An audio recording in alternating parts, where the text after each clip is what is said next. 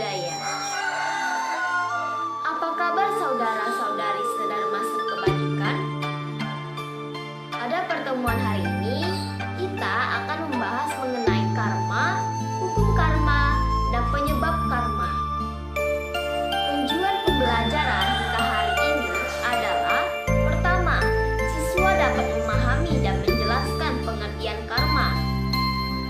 Kedua, siswa dapat menjelaskan aksi dan reaksi pada karma dan vipaka. Dan yang terakhir, yaitu siswa dapat menjelaskan penyebab karma. Baiklah, mari kita masuk ke pembahasannya. Pertama, yaitu karma. Karma adalah hukum sebab akibat tentang perbuatan. Artinya, setiap perbuatan yang dilakukan akan selalu menghasilkan akibat. Sebagai contoh, pada gambar di samping, papan yang didorong akan mengakibatkan papan yang lain roboh sebagai akibat dari robohnya papan yang pertama. Dorongan sebagai sebab, sedangkan robohnya papan sebagai akibat. Teori tentang karma merupakan salah satu ajaran dasar dalam agama Buddha.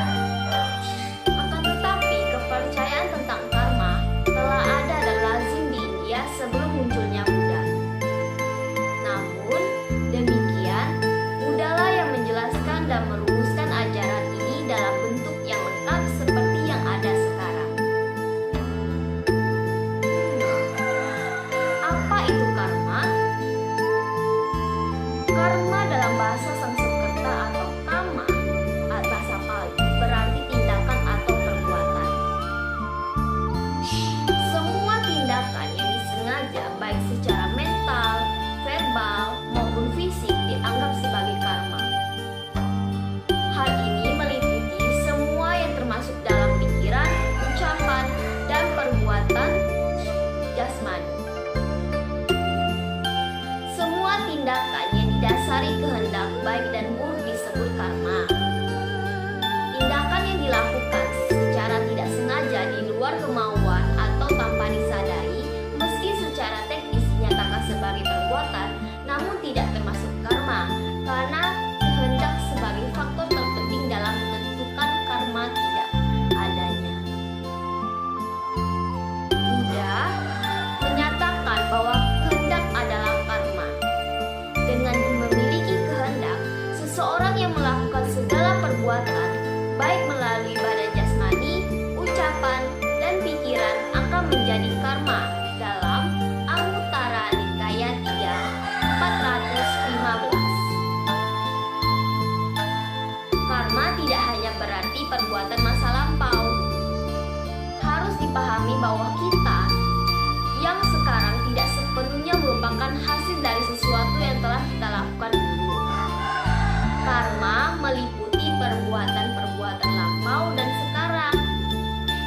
Kita yang akan datang juga tidak mutlak merupakan hasil dari apa yang kita lakukan sekarang. Karma dan vipaka. Karma adalah aksi, vipaka adalah reaksi. Bagaikan setiap benda pasti memiliki bayangan, demikian juga dengan setiap perbuatan yang disertai kehendak pasti diikuti oleh akibat yang bersesuaian. Karma seperti benih atau pohon yang kita tanam, dan vipaka seperti buah yang muncul pada pohon sebagai akibat atau hasil dari yang kita tanam. Buddha menyatakan dalam Samyutta Nikaya, sesuai dengan benih yang kita tanam, demikianlah buah yang akan kita petik. Perbuat kebajikan akan menuai kebahagiaan. Pembuat kejahatan akan menuai kesengsaraan. Taburlah benih dan engkau yang akan merasakan buah darinya.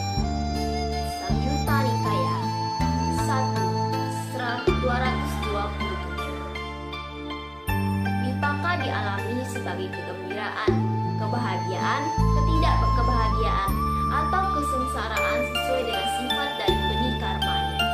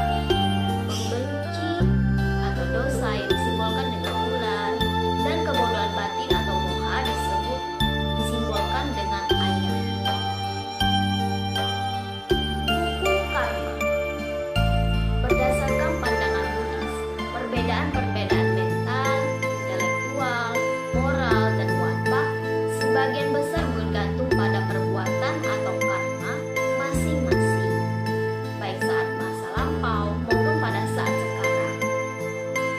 Meskipun Buddhisme mengaitkan fenomena keberagaman ini dengan karma sebagai penyebabnya, namun ini tidak berarti segala sesuatu terjadi hanya akibat karma lampau. Sang Buddha berkata, menurut pandangan ini, oleh karena perbuatannya di masa lampau, seseorang menjadi pembunuh, pencuri, pendusta, pemfitnah, tamak, dengki, dan sesat. Oleh sebab itu, bagi mereka yang berkepandangan bahwa perbuatan-perbuatan lampau sebagai satu-satunya penyebab, tidak akan ada keinginan, usaha, maupun kebutuhan untuk melakukan suatu perbuatan. Sebaliknya, juga tidak ada keinginan, usaha, maupun kebutuhan untuk tidak melakukan suatu perbuatan.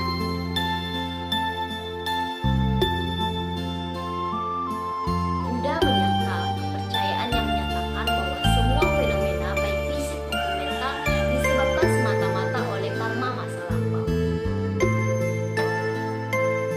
Jika kehidupan saat ini dikondisikan atau dikendalikan semuanya atau sepenuhnya hanya oleh karma masa lampau, karma akan sama dengan fatalisme, nasib, atau takdir.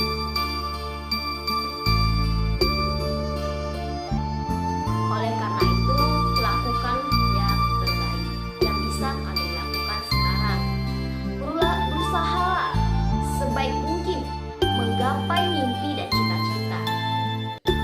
Berusahalah untuk melakukan lebih banyak perbuatan baik yang bisa kita lakukan dan